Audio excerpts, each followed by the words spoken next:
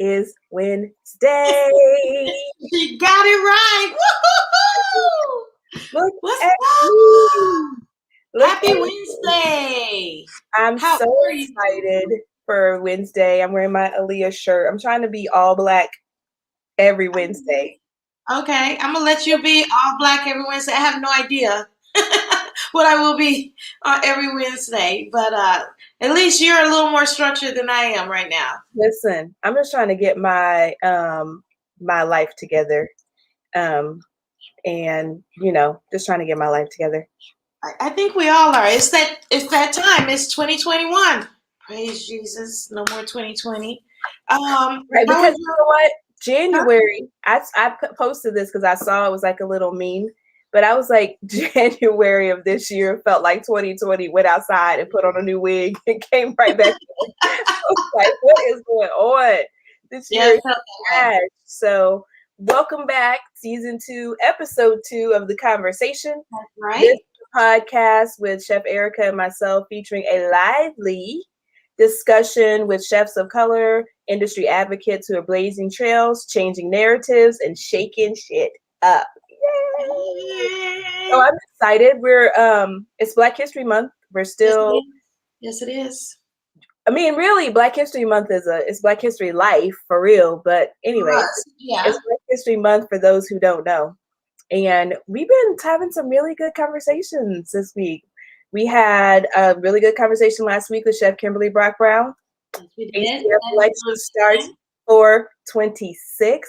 Yep. You have time now to go to acf.org to register or reactivate your membership because this cannot get elected without our support. So just a reminder, and we will be reminding you every show. Vote until April 26th. Y'all gonna hear us talk about voting every single week. Yes.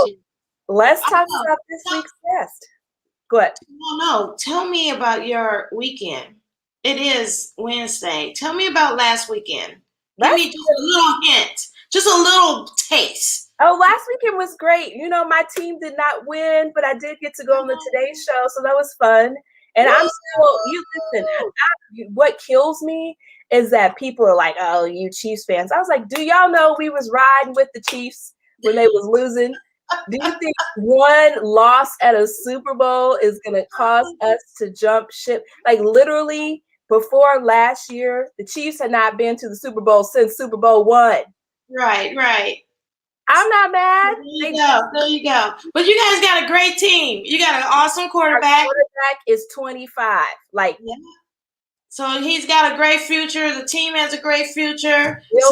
Next year. I am here in Florida. I'm not a football fan, so it doesn't really matter who won. I didn't make no money from it, so it didn't matter. I wonder where the rest are going on their little vacation from all that money they made.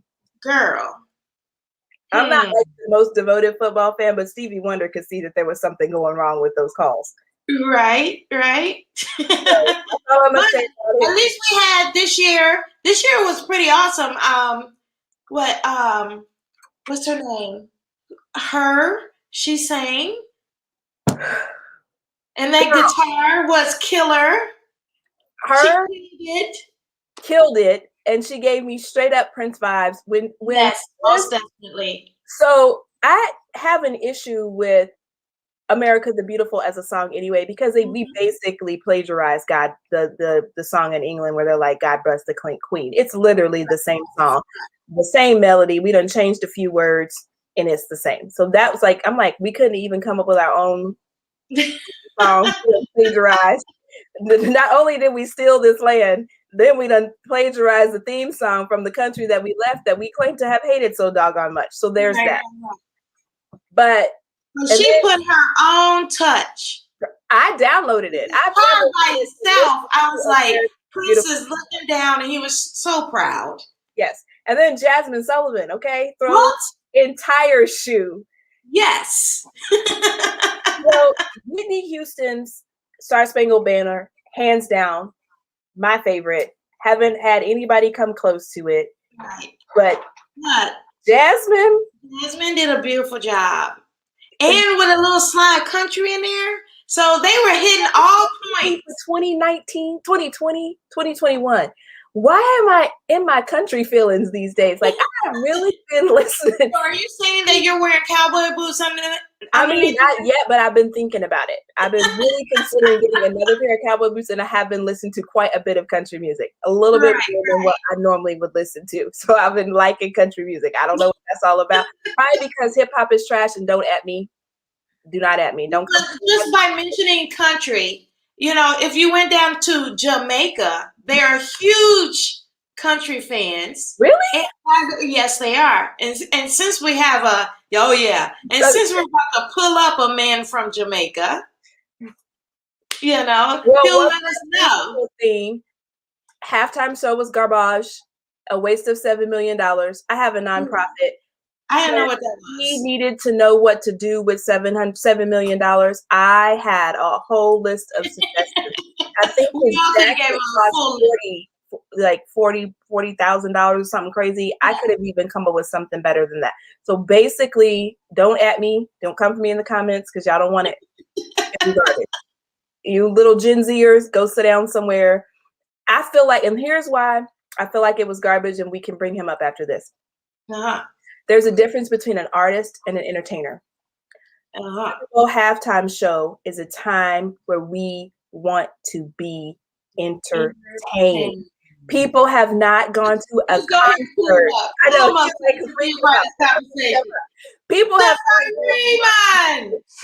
People have not gone to a live concert or been in an entertainment venue for a year, at least for the daggone Super Bowl.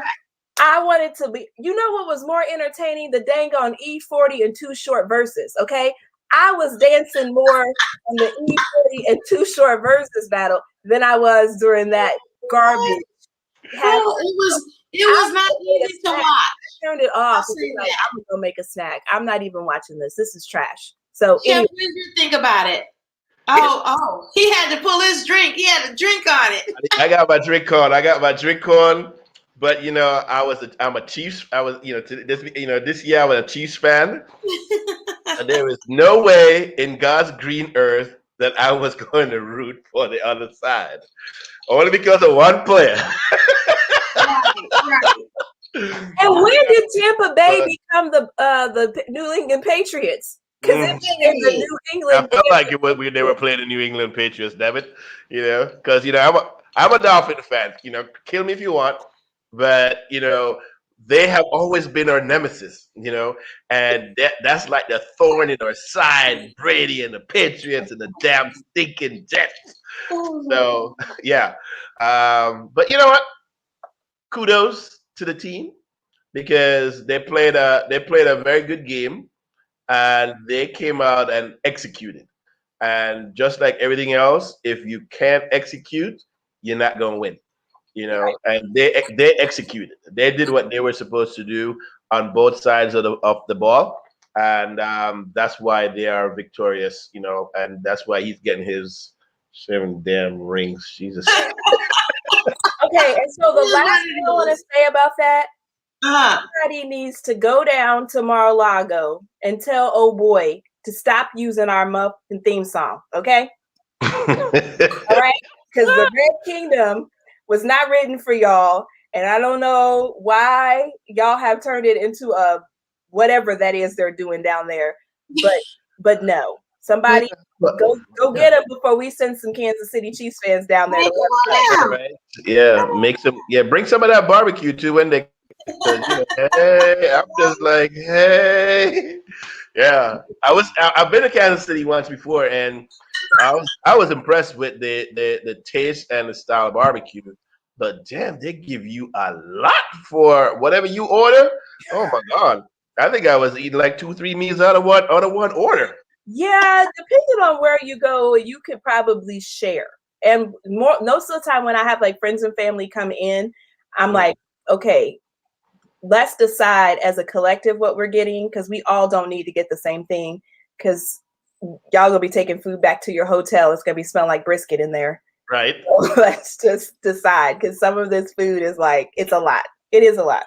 It's a lot. Yeah. But you know what? You know, sometimes I want to be greedy, and I was feeling greedy when I was there because I had never been. So Greedy took over.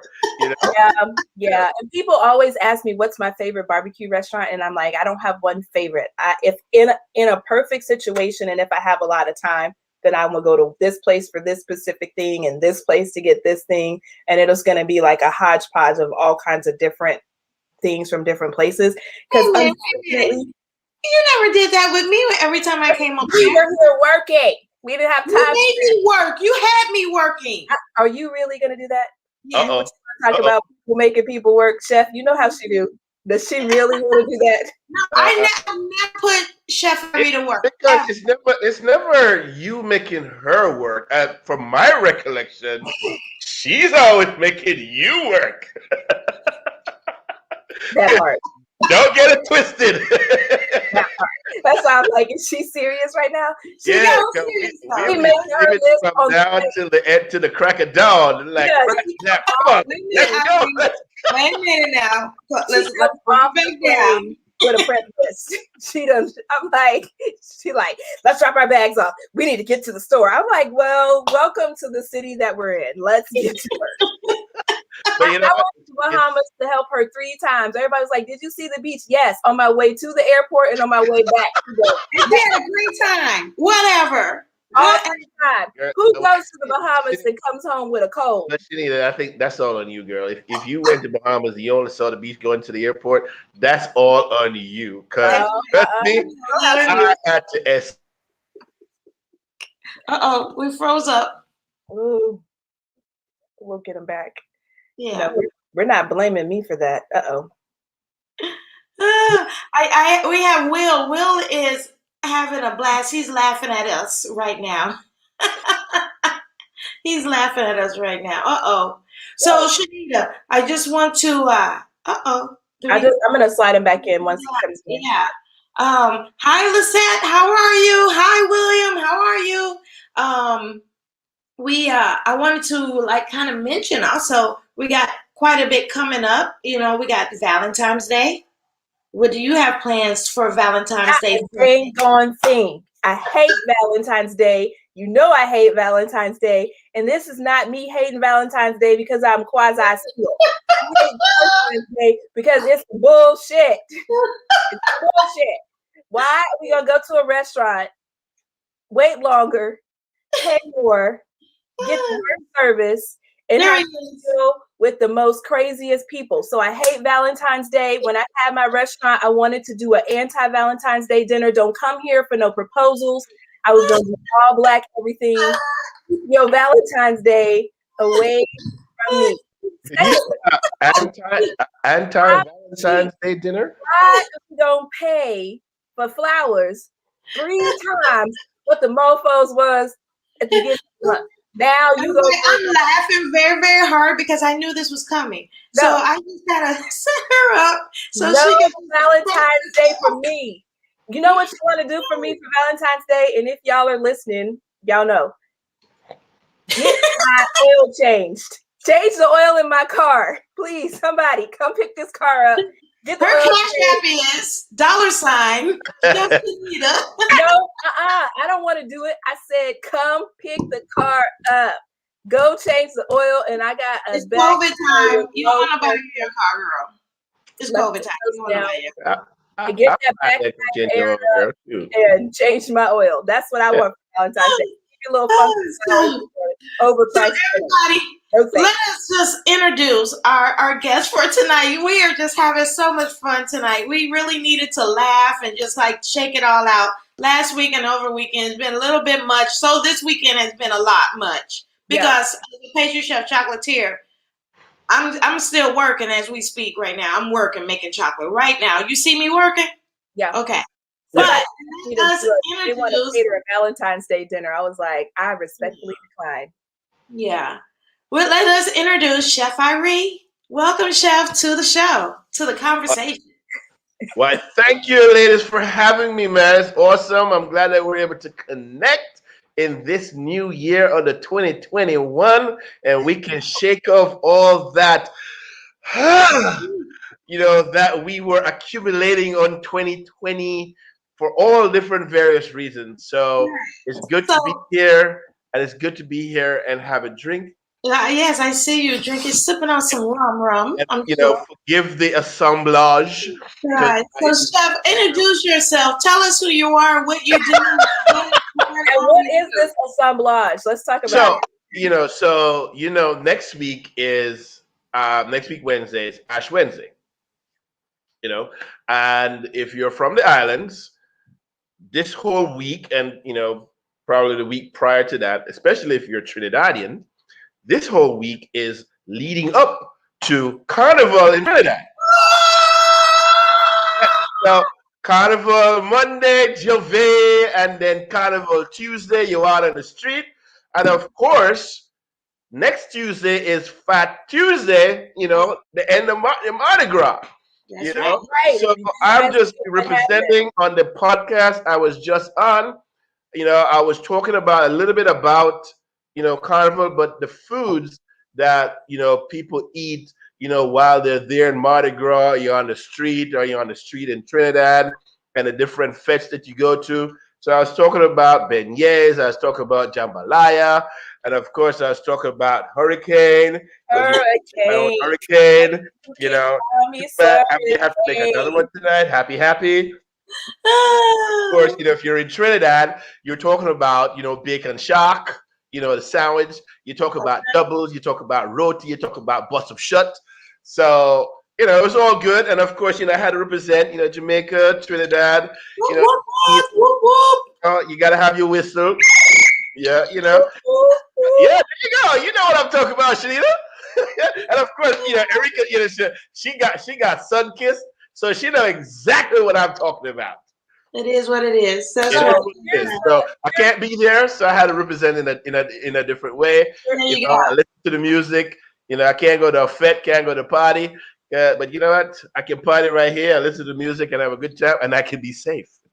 Hey, that's what it's all about that. While you're talking about that, did you guys just read the mayor, the city officials in New Orleans was like, absolutely not. The city is closed. There is no Mardi Gras this year. No Mardi Gras. Like so upset. Carnival either. Yeah, but most of the Caribbean islands have no carnival going on.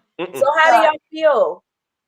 I'm like, it's crazy, but I can understand the people of Mardi Gras, saying, crazy because and then last year COVID, so Carnival just finished before COVID last year in Trinidad.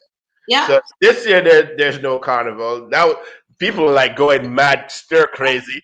And they may or may not have Carnival next year. We don't know. With the way things are going. So because there's no room. Wait, Chef, there's gonna be a lot of Zoom carnivals. Look at. They were trying to do that last year. They tried last year, yes. Yeah, the vibe, but that ain't the same. No, it's not the same. As a West Indian man and in a fete, I want to see a gal. I want to go and walk up and wind up and get a drink. You can't do that on YouTube. Look at that one. I want to wind up and she.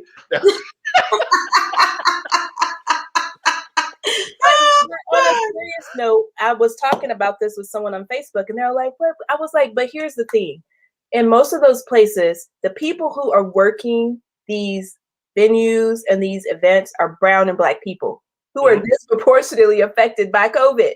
Yes. So they really can't afford to have y'all bring y'all's COVID there." Yeah. And wreak havoc on their communities. Keep it offshores. I feel like adding it up, the amount, we're at almost 500,000 deaths in the United States. So that's the whole island of Barbados dead. Yeah. And right now, Barbados is completely shut down as we speak. I was talking to one of my good friends over there, and it's like no businesses are open. It is true shutdown, lockdown. Someone told me that they have like a $50,000 fine for violating the COVID rules over there. Like they're that. No, not yet. No, they haven't done the fines. I know in Asia they were doing that, but not in. When I spoke to Chef Ron over there, he's like, no, there's no fines, but they will pick you up if they know that you have COVID. They will remove you from your home and take you to a facility until you're better or you don't walk out. But they right? also have a really low case count too in Barbados. Not at this. No, Not at this point, but so what is the problem? So when it went up. early last year, when all the islands started shutting down, Yeah. so there like quite a few islands, they went to the point where there were zero cases. Yeah. St. Lucia, Grenada, a bunch of islands, they had zero cases. Zero. Last year, Grenada during their carnival, in August, they were able to have like a mini carnival because there was no Because they cases. had it. They didn't let any tourism in at all. They're So- still on lockdown. Right. So the minute that they started letting people in, yeah, little by little, things start to change. So now they gotta go back on the lockdown so that they can get it under control. Because the small islands are not, they can't afford it. do with an outbreak because their facilities are not a lot, and a lot of them are not advanced. They don't have all the equipment to facilitate taking care of all the people. Yeah. No, that makes sense. I think people just have to understand. And then people are like, yeah, but at some point everybody's going to have COVID. And I was like, so here's the thing that you have to understand. They still don't even understand the long-term effects of this. And so while I am like stir crazy and I'm here with my 7-year-old and people are like, well, she's a kid. Yeah, but she's had some underlying health conditions previously. And we just there's not enough data that says how this is going to affect children, how this is going to affect me. What if I'm asymptomatic? And then by the time it could be, there's just so many unknown variables that I really want people to get to the point where as Black people, we have to protect our own communities. That means that we of all should be like, y'all should see us go to the grocery store. Like we have a whole thing with the mask and the hand sanitizing wipes and the hand sanitizing spray. And then I wipe my own car off and it's like, girl, don't touch nothing. I put her, she's 7, she in the cart. Like I'm putting you in the cart so you don't accidentally touch anything in here. That serious. But I feel like, I don't know. I've been looking around lately on social media and it seems as though people think that COVID is over because I have not over. Doubt it. Now we have the other 2 strains that are coming along. So no, it's not over. And they're still trying to figure that out. But anyway, COVID, we're past the COVID at this moment and with this conversation. Past the COVID. Let's go.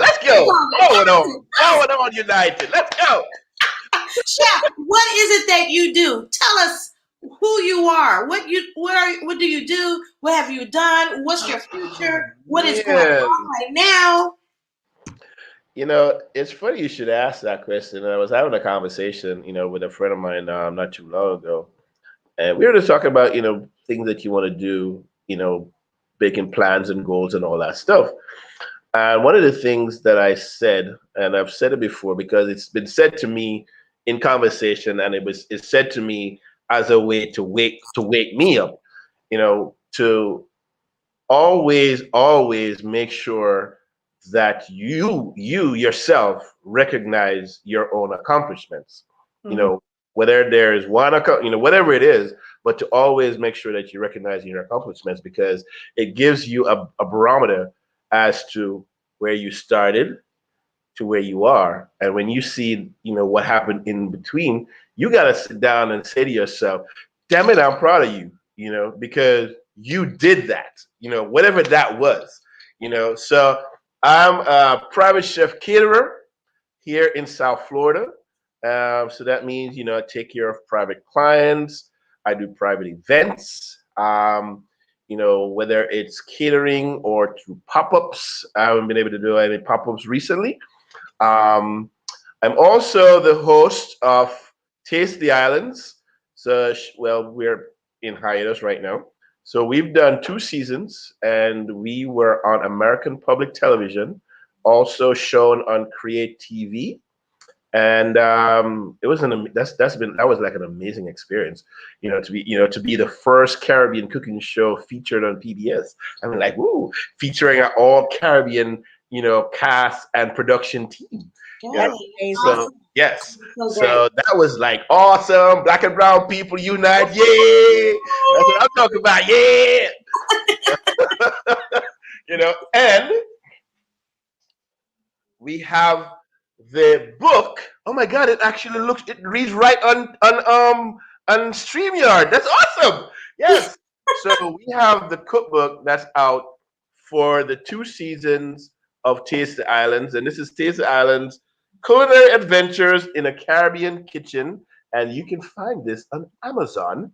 Yes. Yes, So I it's will post myself the links for and you. my co-host for season 2, Chef Tia. She's Haitian, and so all of that stuff. It was all a bunch of goodness. So that's what I do, my dear. And while I'm doing that, we travel when we get a chance. We work together. Me and Erica, we met in New York, and we've been friends Man, forever. forever. Forever.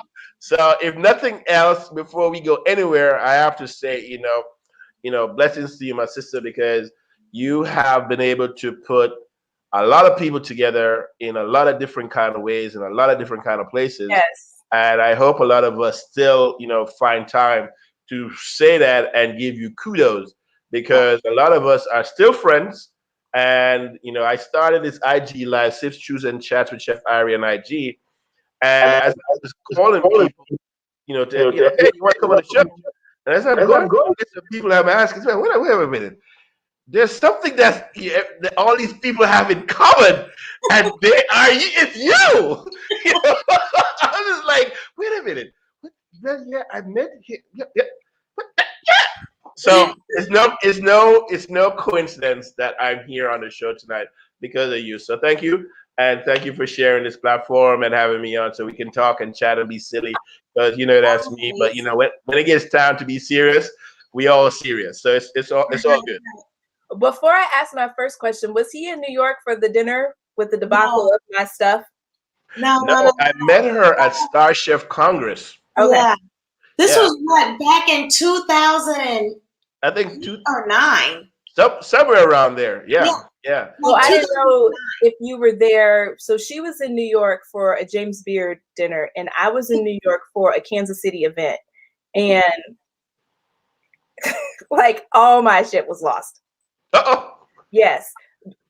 It was a whole thing. And so they were like, how are you so calm? I was like, because what is getting mad gonna do? So the people at Delta did not get cussed out because I took a Xanax before I had got on the plane. So I was way chill, because I was still married then. And when they had said they lost my bag, my then husband took our child and was like, I'm leaving. I'm out. He was like, I'll be out on the curb. I'm not about to stay in here and talk to them. Long story short, the bag was actually at the airport after them running me around for the whole day. They're like, oh, it's in transit. Oh, the person picked it up. Oh, it'll be there in an hour. Oh, well, it'll come in the morning. Bag was at the damn airport the whole doggone time. Damn. But Erica saved my bacon, because they came literally, we were doing the plate up and my stuff arrived what was that, 30 minutes? We made 100 ravioli in 30 minutes. Yeah. Wow. And it was the West Indies dinner with Chef Digby.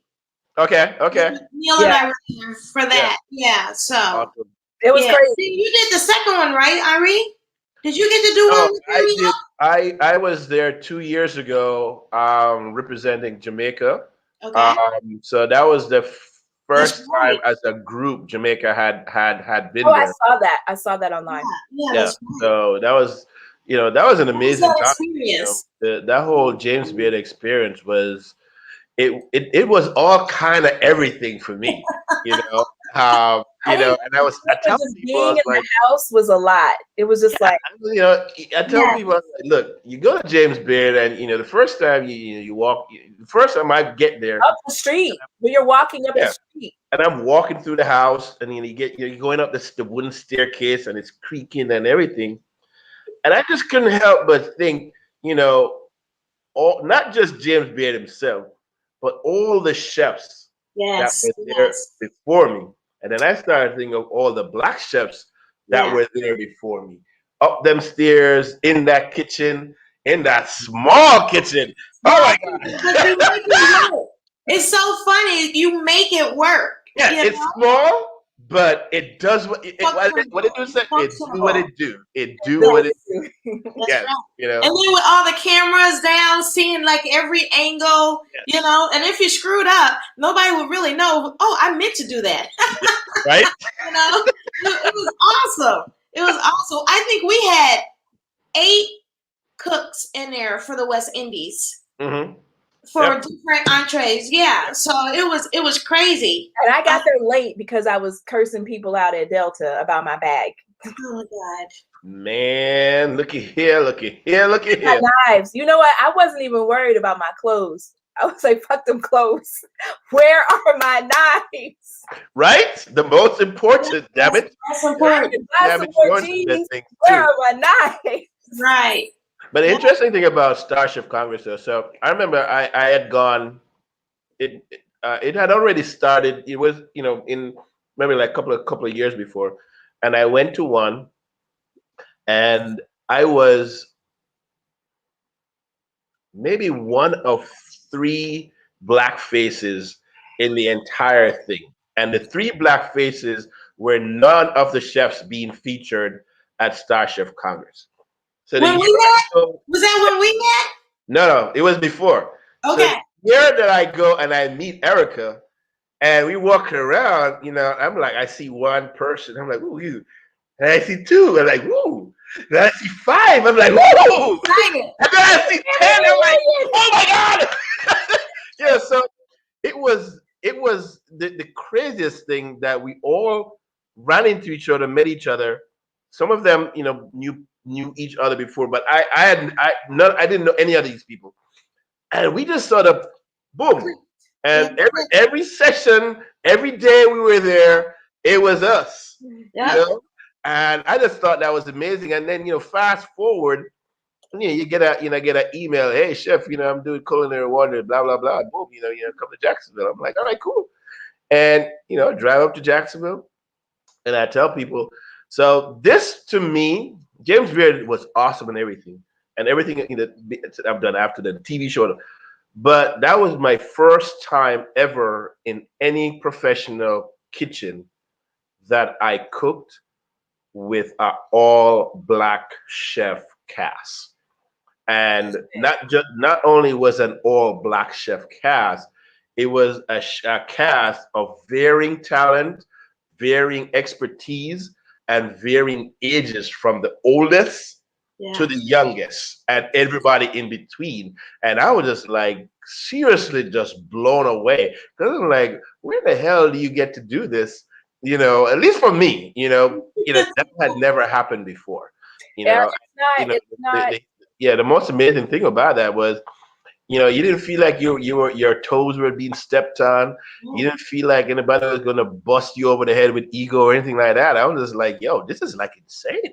And there's what it does is that it's a highly intensive environment, but it's also more calm, because all of those external layers that we have to deal with, being the only or one of 2 in a kitchen environment, are removed. And I feel like in those environments where it's been me and me and Chef Erica and all of our sister chefs, or just all of us women, those are the times where like I was at my creative peak, because all of that other anxiety that I have is gone. Like you just don't have that. And you're like, it's like a family reunion in the kitchen, even if you literally just met that chef that day. Y'all are instantly bonded and instantly family. I love it. Sweet. Yeah, and I think that, and not only that had when you do, but when I've had the opportunity to travel to do different events, in different countries, the one that comes right to mind is Haiti. I've been in Haiti several times to do Grace of Walakai, the Food and Wine Fest, and as you said, you meet these people and you start to work together.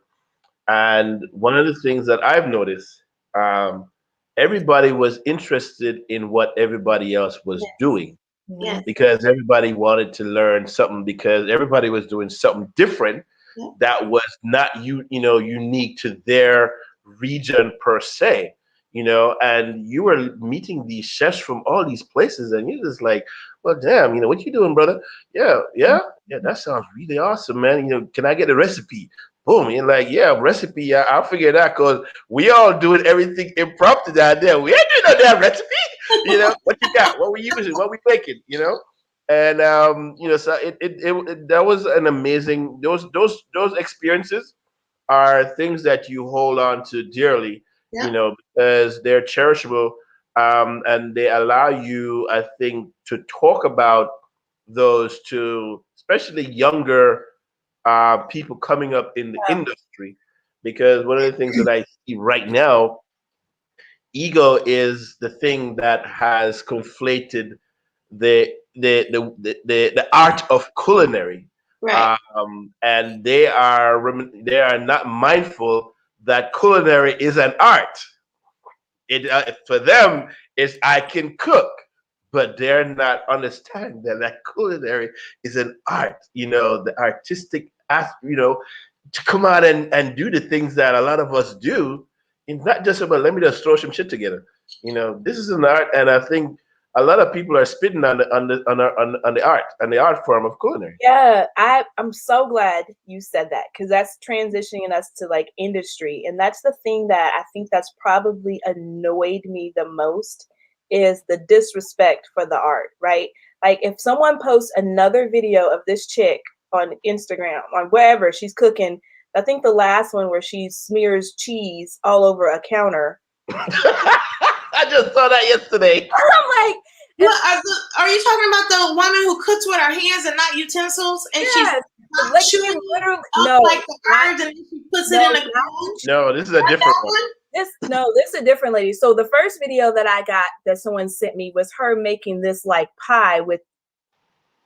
I'm trying not to with the 7-Up and no, with SpaghettiOs. Oh no, I don't know. And then the next one, she's like making a steak, y'all. She has a steak that's probably this big. I swear to y'all, she put 3 sticks of butter on it.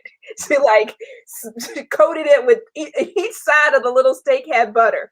Then she puts it in the pan. Then she puts it, when she flips it over and it melts, she puts another, and she's using her hands now, smashing this butter on this steak. She sprinkles fajita seasoning on it and puts some freaking onions and shit in there. Talking about this how you make fajitas. And I'm like, you know what? Can we just stop? Stop. It's so disrespectful. Just stop it. But obviously, a lot of those videos, I should say, they don't look like us. Exactly. No, they don't. That's another way of utilizing your privilege. Yeah, that's true. Yes, the industry, I think, is, I think across the board is getting a black eye in different ways, and the main culprit is social media. Mm-hmm. And I think, as good and bad as social media, is and can be, definitely it is a tool to promote, yes, tool to make money, yes. But I think, a lot of us are forgetting, what's first and foremost, and understanding why we do what we do. But I think we have to even go back past social media. I think we have to go back to television in itself. From, we've all been on Food Network or Bravo or Cooking Channel or whatever, but it's been exploited. Now, it was funny. Was it me and you, Shanita, having a conversation about and Chef Kimberly Brock, about the Master Chefs edition? These babies, they're 6 and 7, 8 and 10 years old, and they're called Master Chefs, the Master Chef kids. And then you have the home cooks that are coming in, and now they're saying that they're chefs. Or they can think that they can jump on any kind of show. All of us have been working 15, 20, 30 years before we even get on a television show. Right. And we're doing our expertise, and we're knocking it out the park. Yeah, we may make it look easy, but we have all this experience behind us. Now as you said, the social media. But it's really started back with television, but this social media TikTok crap is driving me up a wall. Yes. disrespectful. It's disrespectful. And I'm not knocking I'm not saying that the path to becoming a chef involves schooling, because we know in Europe, that's in the islands, that's not the way. They don't typically go to school, they work their way up. And that but what I'm saying is that the disrespect is it just drives me insane. And I think that the disrespect my nonprofit, we do a lot of like food access, food sovereignty, and food justice. That's what I work in on my other world. So what the other part that bugs me is that the way that they treat Black and brown food, and it's so demonized. It's not healthy. Cultural misappropriation. They misappropriate it, but what I'm saying is that Asian cultures can literally eat bugs, and we're like, that's so exotic. Oh my God, wow. But then when it comes to like Caribbean food and African American soul food, it's like, ooh, is that healthy? Is that good for you? I'm like, Mom, you just watch them eat an ant. Right. Are you serious? Or when you go to the grocery store to get some oxtails, guess what? You can't even get a half a pound under $15. Well, now it's a delicacy. Same now it's a delicacy. Yes. You know, you're paying $50 for a plate of oxtail in a restaurant. You're like, what the frig? Right. You know? I think you're like 3 or 4 pieces, maybe 3. Yeah. Like, I'm gonna need 10 pieces of bread because there's literally like a quarter of a cup of meat here. Right. $50 plate. So it's interesting, so when you talk about, you talk about television, and if someone was to ask me right now, what's my favorite cooking show? No, watch any of them, but go ahead. Right. So, and I would say, and they would be like, and I would say, Chefs of the World. And as why, it's one of those shows. It is so, even though it was shot back in the day. It's why I'm a chef. Chefs of the World is why. Chefs of the World. And the reason I like Chefs of the World is that this was a culinary focus show, and it's focused a lot on techniques first and then everything else after.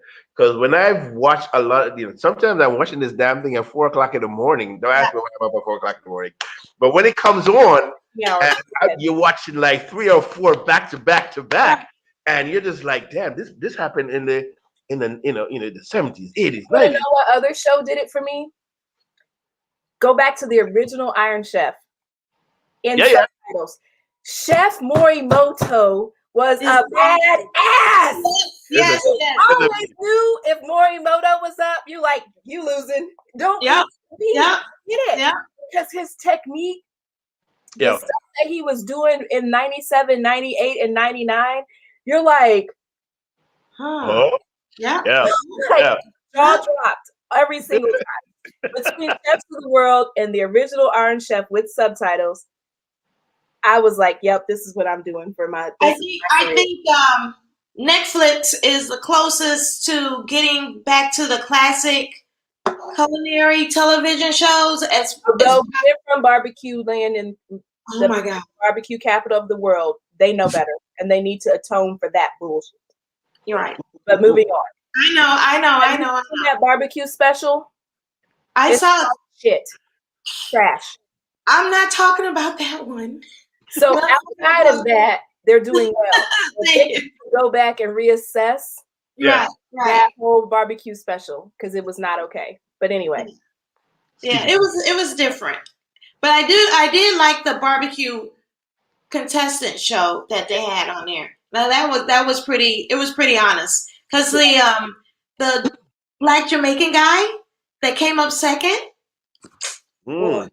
He had me watch. I gotta go and I haven't watched Netflix in a long time. So for barbecue, I will say this, especially here in Kansas City, I'm tired of that barbecue conversation excluding Black pit masters.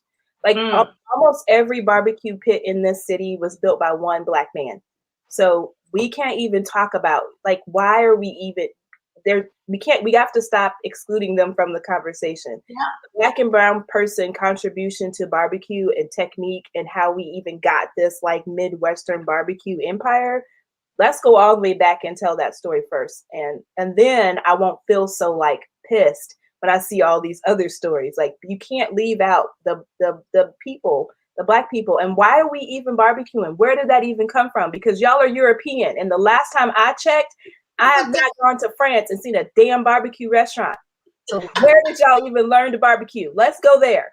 Because that is not a technique that comes from y'all's ancestors. They learned it from the Nords. Yes, let's roast the pig over some fire. Yes, I'm just, you know. So, Chef, tell us what. Oh, I'm sorry, Shanita. What is our next topic that we're moving on from industry? Okay, so we talked a little bit about industry here, but since you brought up a little bit about the Caribbean, and I think that when we look at like industry overall, our brothers and sisters in the islands, they're really kind of excluded out of this conversation and this overall industry pivot.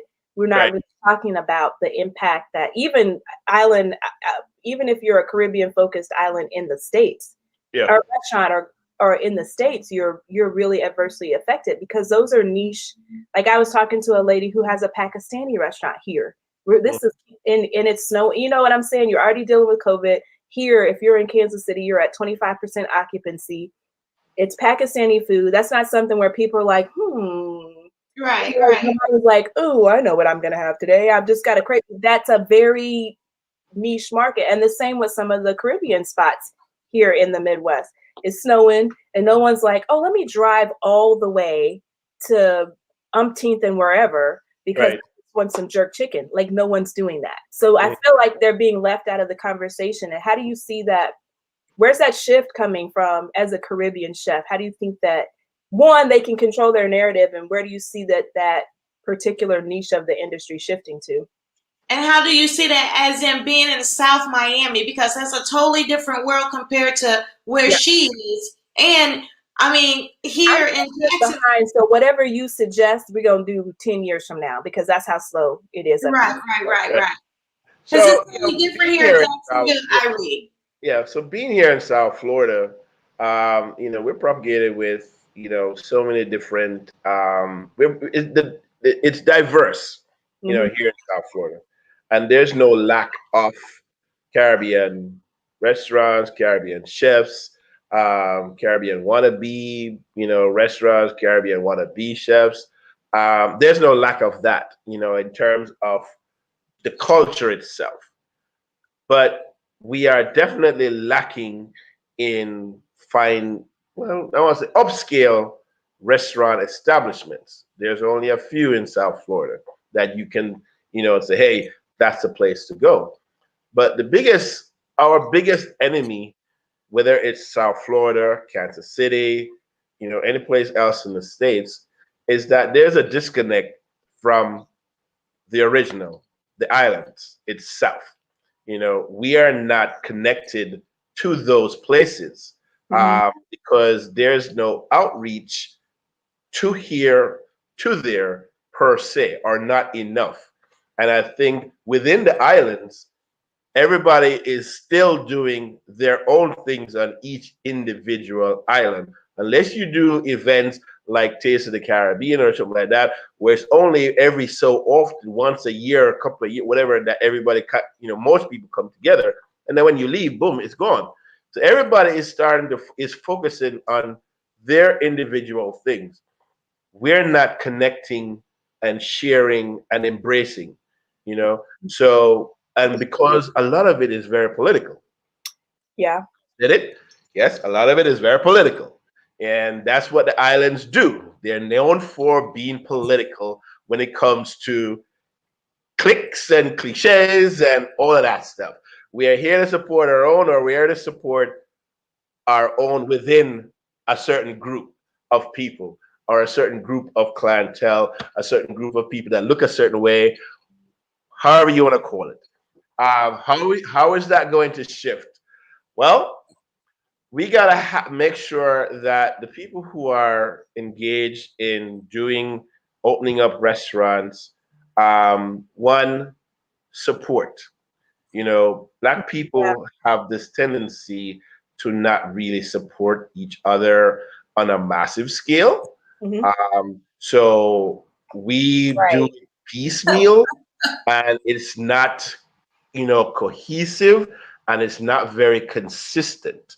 But we are the first to always tear down our own. We are the first to write a negative review. We are the first to jump on Yelp and cuss out people because we didn't get, the customer service that we would have sat our asses down and be quiet in the other establishment and don't write a review.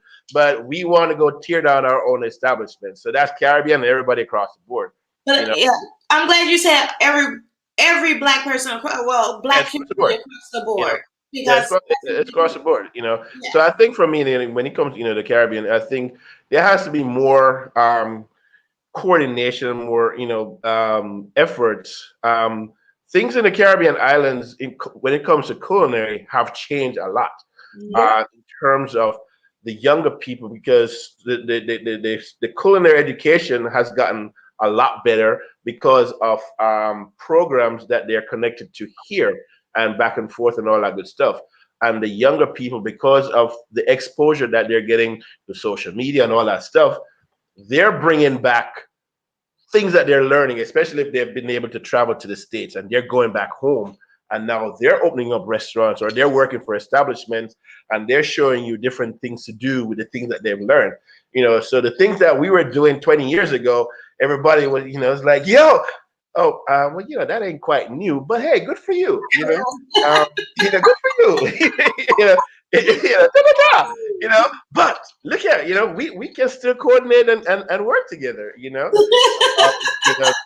know what a mother sauce is, but hey, that's all good. You're talking about dude. It's a mother sauce. Talking about not having the foundations down. They want to just jump right to the goodies. Everybody wants to lay your foundation before you do the goodies. Everybody wants. I'm like, tell the DJ to bring it back to the basics. Right. But you said that mother sauce thing. Anytime I do a talk, people are like, how did you do on Cutthroat Kitchen? I was like, because I had a foundation. Yeah. The foundation is muscle memory. My hands knew what to do regardless of all of the foolishness that was going on around the kitchen or being tied to something. Already here, and my hands were like, oh, we got this. You with all that junk that they're going on, and we'll take care of this whole. But that's because you spent the time and you worked and you had that foundation. So I'm glad you said that. I think that collaboration is definitely going to be the key. We're still working on that in our own society across the board, from culinary to politics to life in general. Everything. Collaborative efforts are what drives the engines of most economic society. So if we are only trying to stay on the sideline, thinking that our great idea is the best and we are the only ones that can do it, it's never going to happen. So we need to have collaboration and collective efforts. Especially in the culinary industry. A lot of can be I see a lot of chefs and individuals that are very standoffish, thinking that because they're the bee's knees, whoever told them that that they're not willing and wanting to bring people in. I embrace younger chefs. I embrace other chefs. I embrace kids that want to go into culinary. You go back and you talk to them. Especially when you're in an urban setting and you go to these schools, these high schools. Forget culinary. Just forget being a black man, black woman showing up in front of them. They're just like, well, so you mean I don't really need to, sling hash, be a rapper, be a basketball player, football player. There are other things that I can really do to get outside of this environment, really, and I can actually make money, with it if I apply myself, if I'm educated. Wow, man, nobody told us that. How come nobody like you come to talk to us? That's on us. We don't go and talk to them to let them know what the opportunities are. When first time I go and I show up in one of these high schools, and they're looking at you crazy because nobody's coming to them to talk to them about that. Because it's like, well, dude, you look like me. Yeah, I don't talk like you because I'm not urban or street or what have you. And I remember when a kid asked me that, kid said, Chef, you talk different. I'm like, well, And it hit me for a second before I understood what the hell he was talking about. And yeah, I talk different, but at times, I can mix it up with you just like anybody else, but that's not the point. The point is, are you going to move from here and try to get, educated? Because if you're just going to sit here and thinking that this is everything for you, when there's so much space out there to really embrace and learn more and develop and evolve. It's not about just street slang and street jargon and all that good stuff. There's more beyond all of this. No, I agree. I think that collaboration and innovation is what's going to move the industry out. And I try to tell people, those of you who are sitting on the sidelines thinking that at some point the food and restaurant entertainment industry is going to get back to normal, it's not. No, it's not going to be the way we have seen it. Because as you can see, there are a lot of things that have changed and evolved, especially those, social media is one thing. But when it comes to restaurants that are on the board in the planning stages, everybody now have to think about it differently in terms of the space you're going to acquire. Yes. How are you able to build out, you got to have an outdoor component. Whether this thing, because this thing is, everybody seems to think that this thing, okay, we're going to get vaccinated and it's over. But the medical people say, yes, you can get vaccinated, but this thing is here to stay. Right. And people were saying, going to just disappear. Like Hong Kong, they're planning on 2024 to have some semblance of not this raging. Oh, I'm sorry, I almost lost my breath. But yeah, I mean, that's what we should expect. But at the same time, when you think about it, though, man, that's a long time. Yeah, it is a long time. It's a long time for me to watch Shanita be in her house. I that's a long time. But I mean, right, but at the same time, people have to have that realization of, how about this? Wear your mask, get vaccinated. So maybe it's not 2024, maybe it's 2022. Yeah, if you're adhering to protocol. I'm just trying to give Shanita some hope. That's all I'm trying to do. Yeah. Girl, I don't cut the time in half, shorten that time, so we can get back to doing some normal cool stuff. But there's okay, I'll say this. There is no normalcy. I mean, I've been saying that since 2017 when the hurricane hit and destroyed my life. You know what I'm saying? But there is no normalcy. And thank God, to a certain degree, COVID came. To a certain degree, the earth is trying to catch itself. Right. A lot of people needed a break to rest and breathe. Mm-hmm. A lot of people are figuring out, hey, this was not healthy.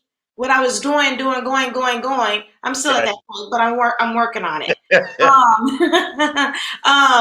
There's a lot of people out there that has not realized that in the culinary industry, there was a problem. Now people are taking a step back and looking at it and saying, oh, this needs to change. The problem is that there was all these unrealistic expectations, and those expectations breeded a very toxic career environment where you're expecting people to do the unimaginable. Right. It's not normal to expect someone to work 80 something hours a week in order to, that's not a normal thing. That's not a normal thing. And then you expect that person to have to be able to communicate with people in a normal way. If you're working 80 hours a week, I don't think people understand the adrenaline that comes into what we do, right? So yes, now I'm off at 1:00 in the morning, but I'm sitting around the house like, woohoo, let's have a party. Because my adrenaline is up. So it's gonna be 4 hours before I get it together. Yeah. So when you say all of that, and then what COVID forced us to do was to look, not just the industry, but to flip and look at ourselves. Yeah. So back, when we're coming up and we're doing these crazy, Superman, Superwoman type thing, we were saying to ourselves that we're chefs, we supposed to be able to do this because we have owners and you're supposed to be able to do that, and we respond, I can do it better. I can do you do 80 hours, I can do 90 hours, and that's not how it's supposed to. Physically, that's not how we're made. Right. But a lot of us got to the point where like we were all in, and culinary, once you get in, you get that blood transfusion. It's in you. We are who we are. We are chefs. We are cooks. We lay it down, but we gotta get to a point where you say, wait a minute, this is kind of abnormal. We can't be. All my friends are only chefs. Why? We can't be brutalizing ourselves like that, because especially when you're doing it for somebody else. Right. If you're doing it for somebody else, you're brutalizing yourself like that. It's like, wait a minute, this don't make no damn sense. Right. And then that puts you in where I'm saying is then it puts people with this industry in a space where it breeds these demons. People have mental health issues. People have substance abuse issues. People are not dealing with sexual harassment and all of the. I mean, we didn't even have. Right. But that's a thing, and they didn't even have. They had to like pare down the James Beard Awards this past year because there were so many. All these, it's like, okay, on the one hand, this person is an amazing culinarian, but on the other hand, they're a terrible person. Mm-hmm. So how do we can't continue to be like, oh, who cares if you abuse people and throw people and you have a raging substance abuse problem? Did you see the meals that's why I'm happy to see the change where now even these like our industry established like award systems are saying, Yeah. maybe we had better put some matrix in to kind of look at the other part. That's the only way we're going to change the culture is if we change the culture. So on one of my IG lives, I forget who I was talking to. Vish. I was talking to Vish Rishbat. Best chef of the South last year. And I think on your show, correct? Do you have a show? You have an Instagram show? Yes, I have an Instagram show. Yes, I didn't really think of it as a show. That's like IG Live. Yes, Sips, Chews, and Chats with Chef Irie, and it's on Sundays at 7 p.m. Because of Super Bowl and Valentines, I moved it up to Thursday. So the next show will be tomorrow at 7, and I will be speaking with my buddy Paul Yelling. Chef Paul. Rum chef. Yes. Rum chef. Rum chef indeed. So what was I talking about before you said that? Culture. You're talking about your friend, the best chef of the South. Vish, and we were talking about the James Beard Award, and I think someone was asked made a comment that maybe we should have other platforms that recognize more Black and brown chefs, or just other chefs in general, but especially Black and brown chefs. Where whether it's and I had that same conversation with Chef Simi, where we're talking about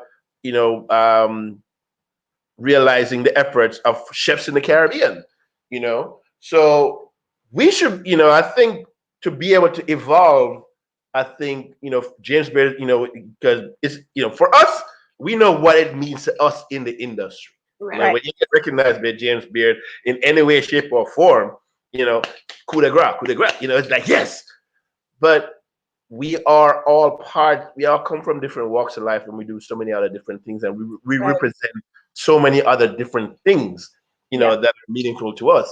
So there should be other, platforms that get elevated that represent us in a congratulatory form.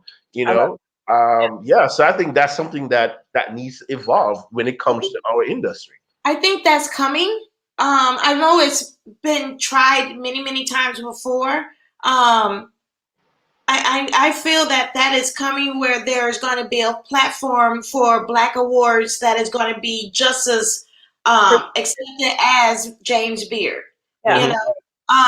We're watching all the, just for say, when COVID hit, all of a sudden everybody was doing Instagram lives in the Mm-hmm. middle of the day. I'm like, Mm-hmm. but some of us were working.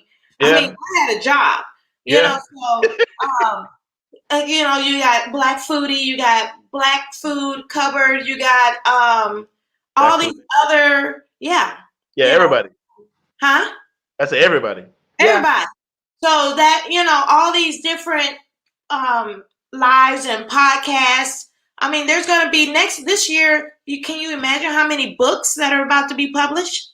Yeah, it's got it's insane So because when my cookbook came out, and incidentally, so I didn't realize that there was an actual um, organization that awarded yeah, stuff books. for cookbooks, the Yeah, Gourmand Award. I yeah. didn't realize that. So the Tasty Islands cookbook actually won in a category for Gourmand Award. Yes, I was just like, what? Celebrity chef. I was like, what? But so, and when I looked at the amount of books that came out right just in like April, whatever, I was like, it blew my mind. But this Like is so crazy. everybody, and they came out so quickly too. It happened right when they were telling us, because previously I had gone to the Lee Brothers Cookbook Boot Camp, and that might have been 2017, beginning of It 2018. was early 2017. 2017. And so they were talking about that. They were like, cookbooks are changing. People are wanting more digital and Mm-hmm. away from print media, but you should still write them. But look how COVID has flipped that on its head. Yeah. Right when we were just at this point where they were saying the cookbook industry is dead. People want, TikTok videos and live shows. If you can't explain to somebody how to do a recipe in 30 seconds, then they're not gonna wanna do it. And now look, your book, all these cookbooks, Tony Tipton Martin, they're all selling out and can't keep them in stock because people are like, nah, we didn't say that. We didn't say that. And if you're looking at trends, people have been cooking at home, and a large portion of the population are enjoying it. And now they're starting to want to get outside of their box and be very creative. And if I had $1 for every time someone texts me, it's like, I need cookbook suggestions. I don't know. Okay. So Yeah. I also think because of what we're going on with the world at this moment, all these new cooking classes that you can just do on Zoom and get paid for it. So Before, you have to go to Williams Sonoma, take the cooking class. They have all the ingredients. You pay them $65, and then you get to take your stuff home, right? Well, now you pay the chef $65. You go buy your own groceries. You cook it with the chef. You have your food, but you still use the $65. Exactly. And he makes their money. Yeah. So it's better for the chef than it is, for the audience. But at the same time, there is booming, and people are dying for that one-on-one. Guess what I did yesterday? I cooked with Chef Irie, and this and that, because it was a one-on-one, or it was just me and 6 other cooks with Chef Irie, It's lovely to see the things that are changing at the same time. Collaboration. I said it's innovation, collaboration. Yeah. So one of the thing, looking back, I didn't do a lot of those, cooking classes and demonstrations last year. And one of the things, I was hesitant a lot in doing a lot of those things because I was like, damn, be like everybody else, doing, and two, it was just me, and I didn't feel like I needed to be doing all that damn cooking anyway, because I was just like, when is the next job, when is the next paycheck coming? Shoot, I'm gonna spend all this damn money trying to get ingredients to do a live video. Like, nah. So I didn't do a lot of that stuff. But as you move into 2021, the thing, my phrase, for the year, some people have a word. My phrase is get it done. I recently, just started doing the Ricky Smiley Morning Show. So Ricky Smiley Morning Show has a segment on their quarantine cooking, and I started doing it last week. So I'm on Mondays. Ricky Smiley Morning Show, quarantine cooking with Chef Irie on Mondays. Well, congratulations. Yes, so it's like awesome. It's like yes. And before doing all the, any of that stuff, I was like, man, I really don't want to do it in my kitchen. I want an actual cool space to do it out of. I want it to look a certain way. So when they called, they called me on Friday. It's like, yeah, you're gonna be on Monday. We need a video.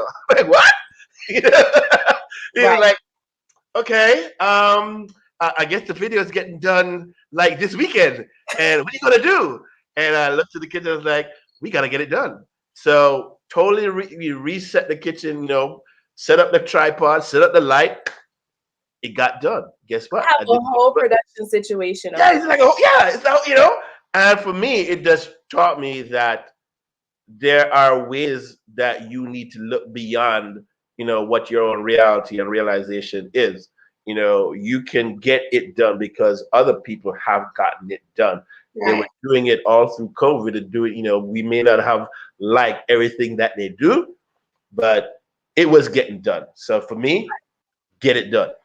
So see, I was going to ask, this is our last question. I was going to ask, what would Chef Irie in 2020 tell Chef Irie just getting started? But I have a feeling you would probably tell yourself to get it done.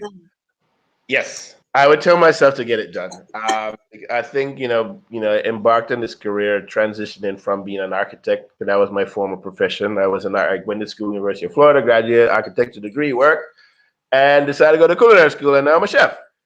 And I think, all individuals, we have our insecurities, we have our fears and all that good stuff.